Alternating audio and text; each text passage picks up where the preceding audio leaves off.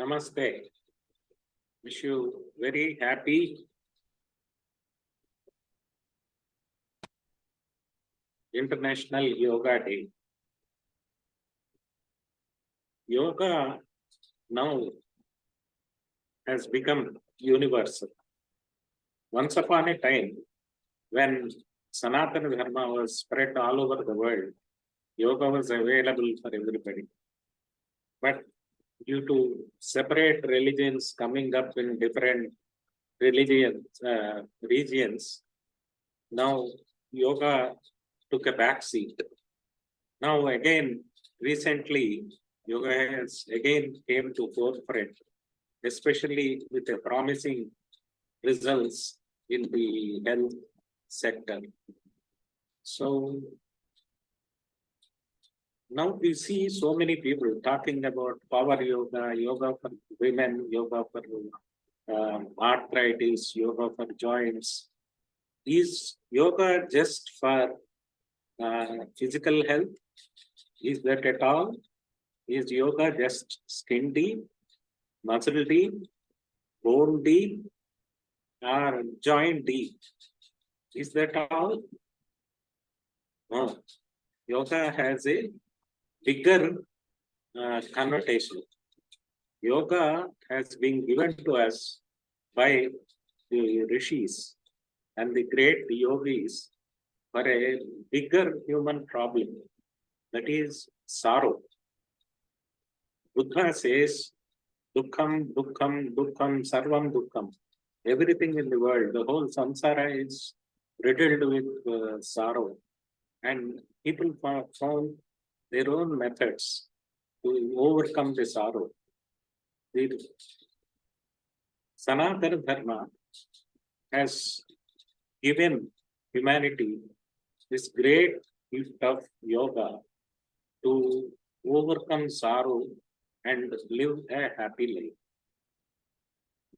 Swami Vivekananda, in several of his lectures, used to address the gathering as Amrutasya Putraha. That means, O children of immortality, O divine children. This inspiration is from Upanishads. And in one of the meetings, one of the young chaps asked him, Swami Vivekananda, we are mortals. Are you trying to tell we are children of divinity, we are divine? Are you trying to hypnotize, sir? Swami Vivekananda, in his own inevitable wit, said, no, I am de-hypnotizing you. You are indeed divine, but you think you are small, mundane, and very tiny. So I am trying to de-hypnotize and show your real potential that you are divine. So yoga is not just doing asanas, and it is in Vivekananda's words, it is a comprehensive way of divine life. Then let us see why we say it is a comprehensive way. We practice these asanas mainly with the physical body, and you get the benefits of flexibility, strength, and harmony. But the rishis and the yogis gave yoga a much deeper connotation. When they look at the human system, the Upanishads have divided it into 5 layers.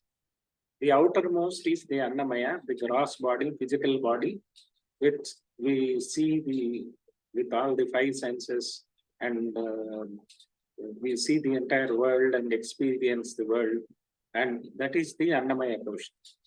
Then we have the Pranamaya portion, like the heart pumping blood, the lungs taking the air and throwing away all the wrong emissions, and your kidneys making the urine, then brain thinking, giving its own thoughts and all, gut assimilating the food. Like that, there is a lot of activity going on. That is called as the pranamaya kosha. Then we are have so many emotions. Um, Sometimes we are happy, sometimes we are sorrowful, sometimes we are jovial, sometimes we are serious. All those emotions, the way we Sanatana Dharma put it as Nava Rasas, the 9 shades of different kind of emotions for different situations. They all constitute Manomaya Kosha. And deeper than the Manomaya Kosha, we have what is called Vijnanamaya Kosha. We are a thinking animal. That is what people call, the intelligent people call us as thinking animals. There's so many thoughts, some good, some bad, some gorgeous, some uplifting, some very depressive. So many of them, they all constitute the Vijnanamaya Kosha. And the last is the Anandamaya Kosha, the innermost core, which is full of bliss. Bliss means we have to differentiate between happiness and bliss. Happiness is something which comes because of some external agency. I mean, we eat rasgulla, we become happy. But this bliss means it is spontaneous. There is no external agent to stimulate happiness in us. So this spontaneous happiness, which springs from our innermost being, is called as bliss. And that is what our true nature is inside the Anandamaya Kosha. So yoga is a comprehensive methodology to address each of these, because any problem with any one of them, with the gross body, we know so many diseases. Then the pranamaya kosha, we know diseases related to blood release, diseases related to respiratory system. Manomaya kosha, the feelings of depression and suicidal tendencies and all that. Vijnanamaya kosha and thought disorders. So Anandamaya kosha, being unhappy and all those things. So anything wrong with any of these koshas can make our life sorrowful. So the yogis, in their eternal wisdom, they have given the yoga very comprehensive practices to cover all these 5 aspects of yoga, not just the physical body alone. Then the physiology of yoga. Physiology in the sense, the yoga sees us not just as a this one, but we are run by the life force. There is a lot of energy in the cosmos, cosmic energy, and we have like a dynamo. We have 72,000 nadis were identified by the yogis, and whenever and this nadi network is centered around this brain and spinal cord and extensively permeates the entire body. And any blocks of this flow of prana result in the disease. And when to overcome the disease, what we need to do is to get more and more of this cosmic energy and see that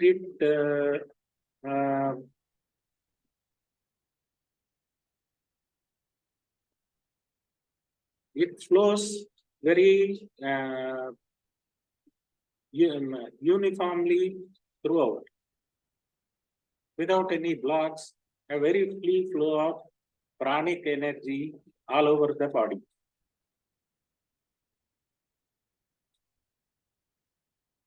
So blocks appear like this in the nadi system according to the yogic physiology, and we get a lot more cosmic energy by meditation and several techniques described in the yoga, and by which the flow is re-established homogeneously in all religions, healing them, and all those patches disappear. That is the way yoga physiology looks at the human body. Then coming to the pathology, the beginning itself, we had said that yoga has come to give an answer to human sorrow. And so, first they uh, dissected the sorrow, why people should become sorrowful.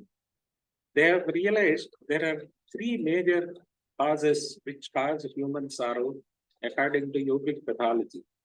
That is the mala. Mala means contamination. The second dosha is called as the vikshepa. Vikshepa means distraction. And the third dosha is called as avarana, which means veiling or concealing.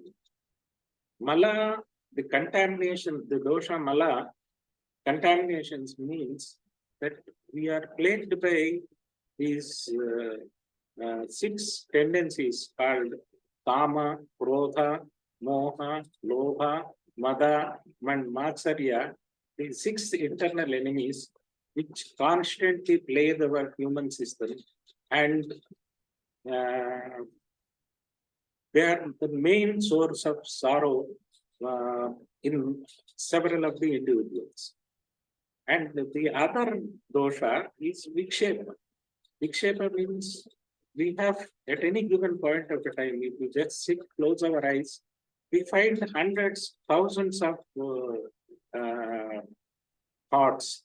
And with the advent of this TV, OTT, and more so cell phone and internet available everywhere, the attention span has become very less. So the concentration has become very, very less due to this myriads of thoughts coming, plaguing our neurological system.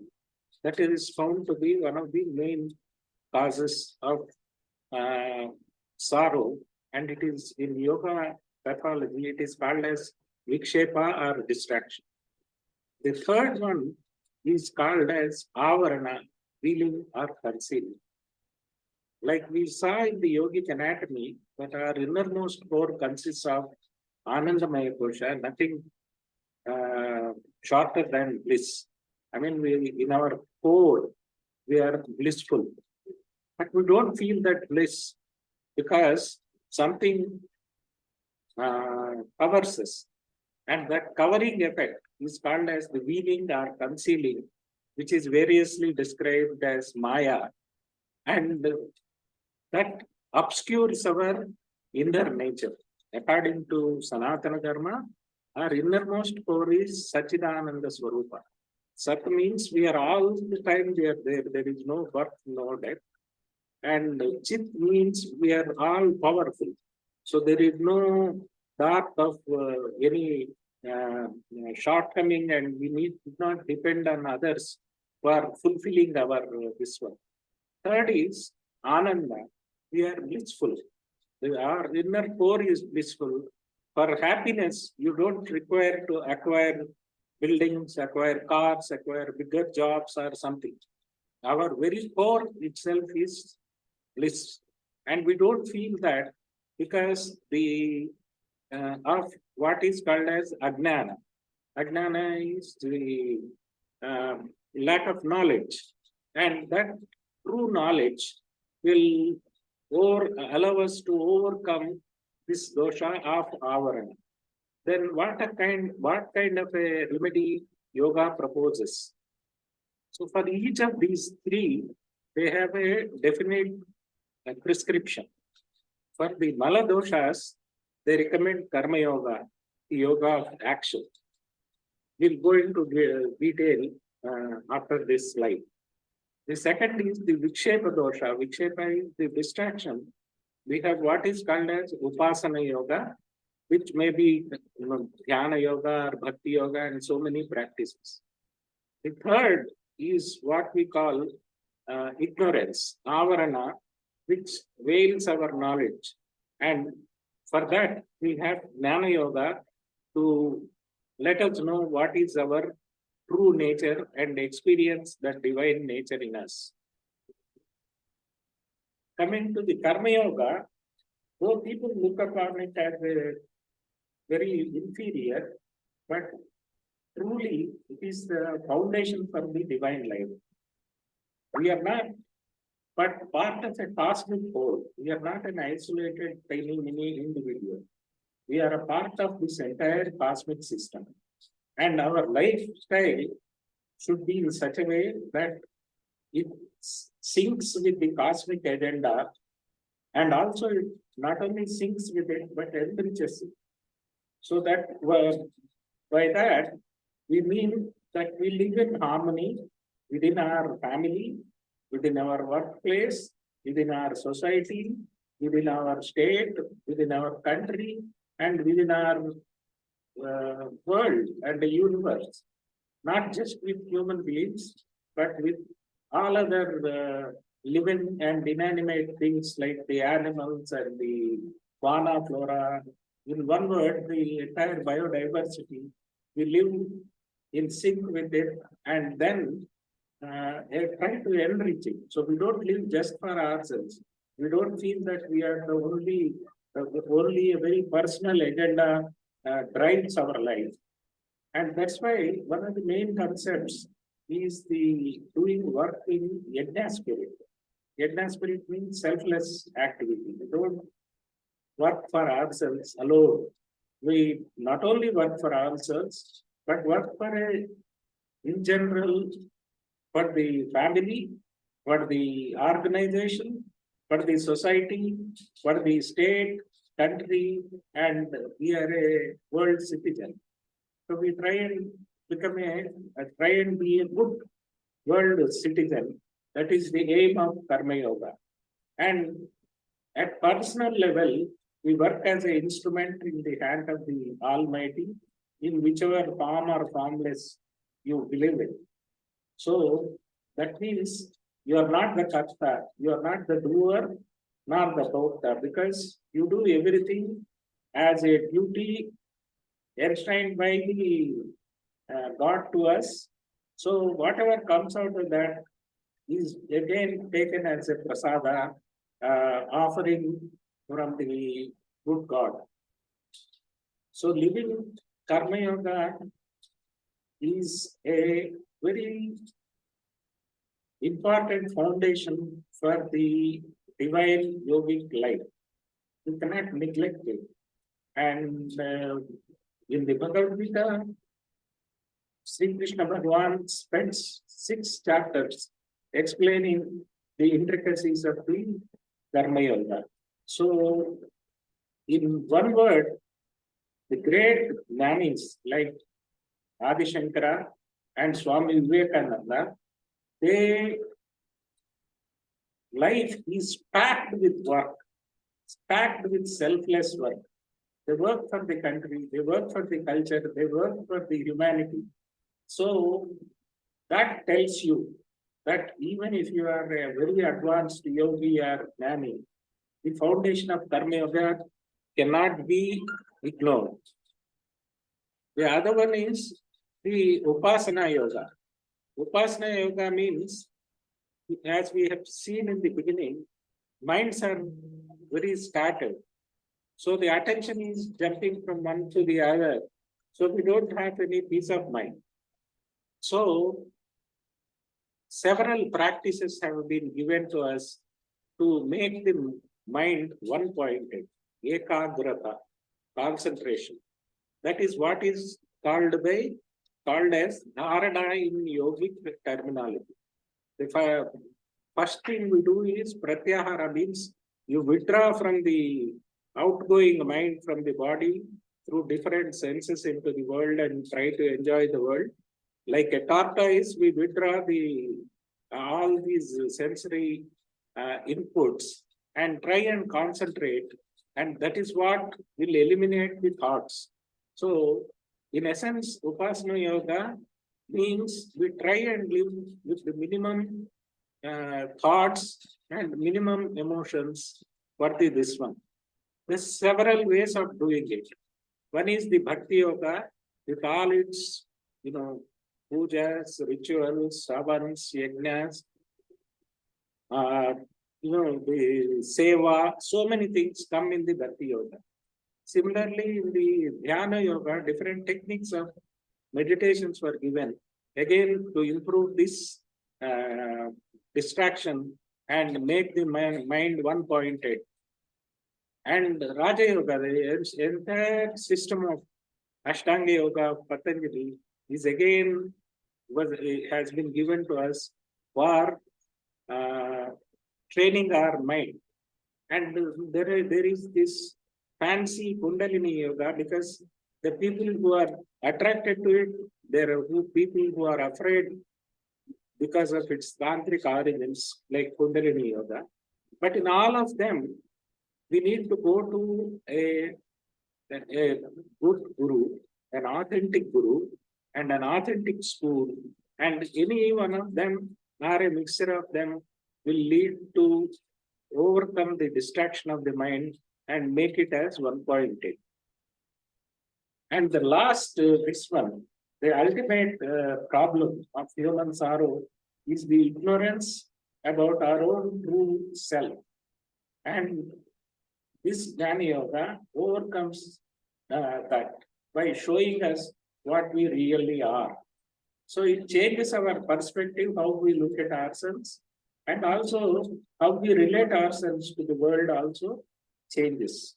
As far as at individual level, we usually keep thinking we are, tiny, many, powerless, ignorant individuals, useless, worthless. But the Jnana Yoga shows our real nature and says we are not just this body-mind complex, but truly the Atman, which is mighty, powerful, blissful. Sat, Chit, and Ananda. That is our true nature. So we don't feel belated. We're always happy. And the way we look at the world also changes. Because in Jnana Yoga, at a second level, the usual concept of us is we are a body, our Atma is a body and has an Atma. But the Jnana Yoga teaches you slowly by logic and experience that you are but one Atma. And this body has been given to us for doing a particular work. And this Atma is limitless. It is one homogeneous whole. There are no different Atmas. And this Atma has taken different bodies. So me, another John, or another Basha, we are not different. Only the bodies are different.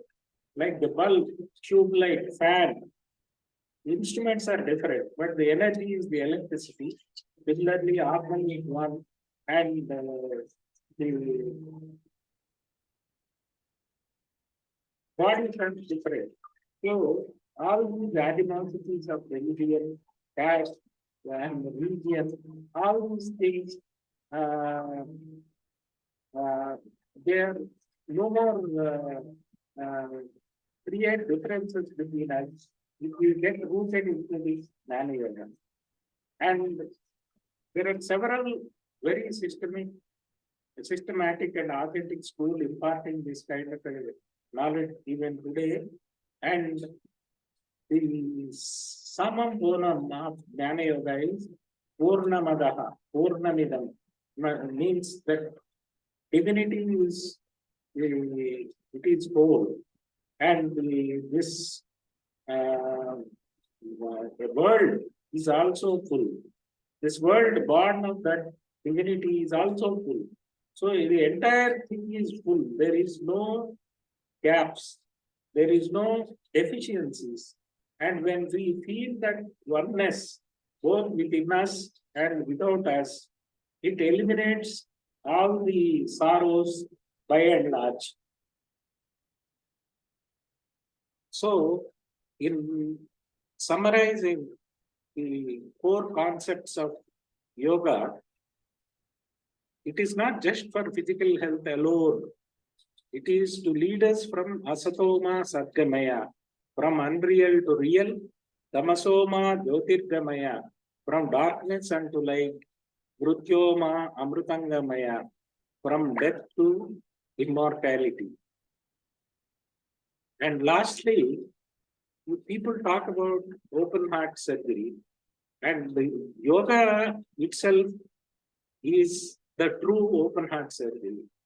This open heart surgery of yoga, you need not go to a surgeon, a corporate hospital, but you can do it at your level itself. Let us see how it can be done. The first concept is Buddham Sharanam Gacchami. Open your heart to the Buddha, that is the wisdom in you. And secondly, you open your heart to the society you live in, the family, the workplace, the society, blah, blah, blah. And that is the Sangham Sharanam Gacchami. The third one is Dhammam Saranam Gacchami. Open your heart to the eternal and cosmic truth, whichever the worldly orderly world, which is all over the place, and whatever, whether you like to call it as God or by any name, or you don't want to give it a name and feel it as a nirguna, this one, that is fine. But open yourself, one to ourselves, to the society around, to a higher truth.